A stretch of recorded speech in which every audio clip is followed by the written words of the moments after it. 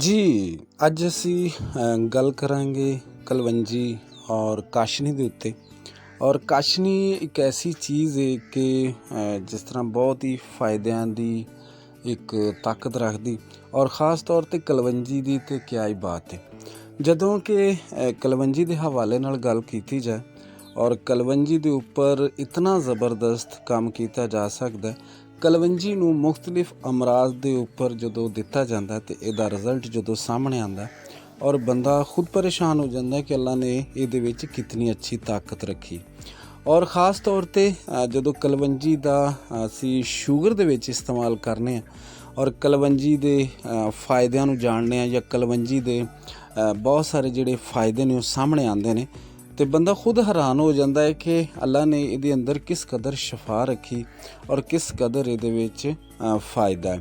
कलवंजी तकरीबन साढ़े खाणिਆਂ ਤੋਂ ਲੈ ਕੇ ਸਾਡੇ ਅਦਵਿਆਤ ਤੱਕ ਮਸਾਲਾ ਜਾਤ ਤੋਂ ਮੁਰਾਦ ਇਹ ਹੀ ਹੈ ਕਿ ਅਕਸਰ ਤੁਸੀਂ ਦੇਖਿਆ ਹੋਣਾ ਅਚਾਰ ਦੇ ਵਿੱਚ ਕਲਵੰਜੀ ਦਾ ਬਹੁਤ ਜ਼ਿਆਦਾ ਇਸਤੇਮਾਲ ਕਰਦੇ ਨੇ। ਔਰ ਕਲਵੰਜੀ ਇੱਕ ਐਸੀ ਚੀਜ਼ ਹੈ ਕਿ ਜਿਹੜੀ ਮੁਖਤਲਿਫ ਚੀਜ਼ਾਂ ਨੂੰ ਅਕਸਰ ख़राब ਵੀ ਨਹੀਂ ਹੋਣ ਦਿੰਦੀ। ਔਰ ਕਲਵੰਜੀ ਦੇ ਅੰਦਰ ਕੁਦਰਤ ਨੇ ਇੱਕ ਐਸਾ ਕਮਾਲ ਰੱਖਿਆ ਕਿ ਕਲਵੰਜੀ ਖਾਣ ਵਾਲੇ ਬੰਦੇ ਦਾ ਕਦੀ ਵੀ ਹਾਜ਼ਮਾ ख़राब ਨਹੀਂ ਹੁੰਦਾ।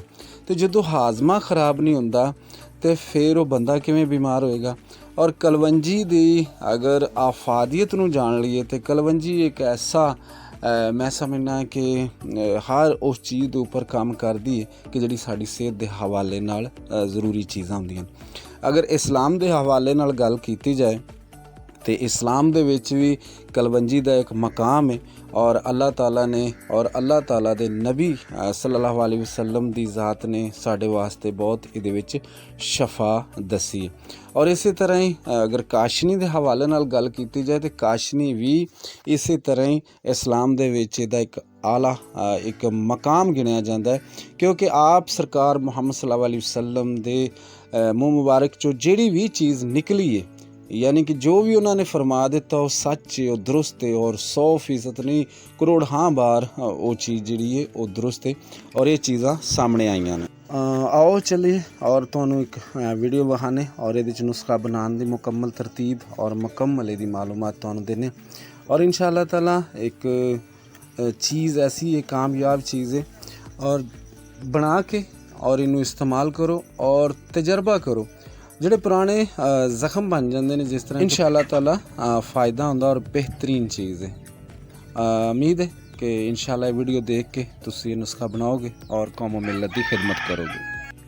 जी बिस्मिल्लाहिर्रहमानिर्रहीम, अस्सलाम वालेकुम तमाम दोस्तों को। उम्मीद है कि तुसी सब खैर खरीद रहोगे और पाक हर्बल स्पोर्ट चैनल ते तुहानू सारिਆਂ ਨੂੰ खुश आमदीद।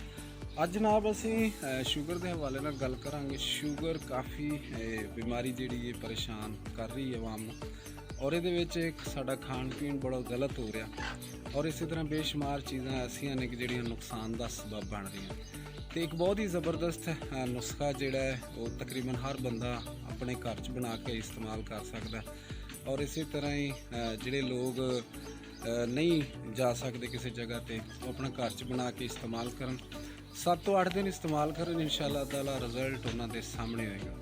और इस तरह ही ये गल है कि नमक और उस तो बाद मिठा जोड़ा यानी कि चीनी जी इनू परहेज़ कराना और जो देखो कि 15-16 दिनों बाद शुगर का लेवल दुरुस्त हो गया फिर उस तो बाद तुसी शुरू कर दो और 2 महीने मुसलसल इस्तेमाल करना।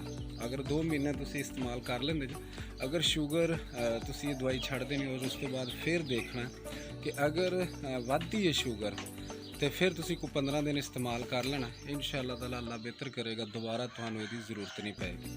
और इंतहाई ज़बरदस्त चीज़ है और बहुत ही कमाल दी और इस लिहाज नाल मेरा ख्याल है कि रिसर्च अगर मज़ीद ये उपर की जाए या इस हवाले नाल काम किया जाए तो बहुत शानदार है। साढ़े मुल्क के काफ़ी गरीब गुरबा इन लोगों को बीमारी चिंबड़ गई और इस तरह ही बहुत सारे लोगों भी और ਇਹਦਾ बहुत ही ज़बरदस्त रिजल्ट है। ये करना कुछ इस तरह कि तुसी 3 स्टांक यानी कि तुसी कलवंजी लै लैनी और 1 स्टांक तुसी काशनी लैके इहदा बरीक पाउडर कर लो और बरीक पाउडर करके तो ये जनाब तुसी सुबह शाम और दोपहर आधा चमचा पानी देना इस्तेमाल करो और परहेज़ करो, सुबह शाम सैर करो ਔਰ ਆਪਣੇ ਆਪ ਨੂੰ ਖੁਸ਼ ਰੱਖੋ। ਤੇ ਇਨਸ਼ਾਅੱਲਾ ਤੁਸੀਂ ਜਦੋਂ 10 ਤੋਂ 12 ਦਿਨ ਕਰਾਓਗੇ ਤੇ ਇੱਕ ਨਾਰਮਲ ਆਪਣੀ ਜਿਹੜੀ ਥੋੜੀ ਸ਼ੂਗਰ ਹੋਏਗੀ ਉਹ ਤੁਹਾਨੂੰ ਨਜ਼ਰ ਆਏਗੀ। ਲੇਕਿਨ ਇਹਦੇ ਵਿੱਚ ਜਿਸਮ 'ਚ ਦਰਦਾਂ ਰਹਿਣ ਦੀਆਂ ਨੇ, ਕਿਉਂਕਿ ਅਕਸਰ ਸ਼ੂਗਰ ਵਾਲੇ ਜਿਹੜੇ ਮਰੀਜ਼ ਹੁੰਦੇ ਨੇ ਉਹ ਅੱਖਾਂ ਦੇ ਲਿਹਾਜ਼ ਨਾਲ, ਦੰਦਾਂ ਦੇ ਲਿਹਾਜ਼ ਨਾਲ, ਉਹ ਬਹੁਤ ਸਾਰੀਆਂ ਚੀਜ਼ਾਂ ਦੀ ਵਜ੍ਹਾ ਤੋਂ ਉਹਨਾਂ ਨੂੰ ਪਰੇਸ਼ਾਨੀ ਦਾ ਸਾਹਮਣਾ ਕਰਨਾ ਪੈਂਦਾ। ਤੇ ਇਹਦੇ ਵਿੱਚ ਨਾਲ ਤੁਸੀਂ ਅਗਰ ਤੁਸੀਂ ਇਹਦੇ ਨਾਲ ਕੋਈ ਵੀ ਚੀਜ਼ ਜਿਹੜੀ ਕੋਈ ਦਰਦਾਂ ਨੂੰ ਕੰਟਰੋਲ ਕਰਨ ਵਾਲੀ, ਜਾਂ ਜਿਸ ਤਰ੍ਹਾਂ ਕਿ ਅੱਧਾ ਚਮਚਾ ਸਵੇਰ ਦੁਪਹਿਰ ਸ਼ਾਮ ਤੁਸੀਂ ਖਾਣੇ ਤੋਂ ਬਾਅਦ ਜਿਹੜੀ ਸਫੈਦ ਮੂਸਲੀ ਇਹਦਾ ਪਾਊਡਰ ਕਰਕੇ ਤੇ ਨਾਲ ਇਸਤੇਮਾਲ ਕਰੋ, ਜ਼ਿਆਦਾ ਬਿਹਤਰ ਹੈ।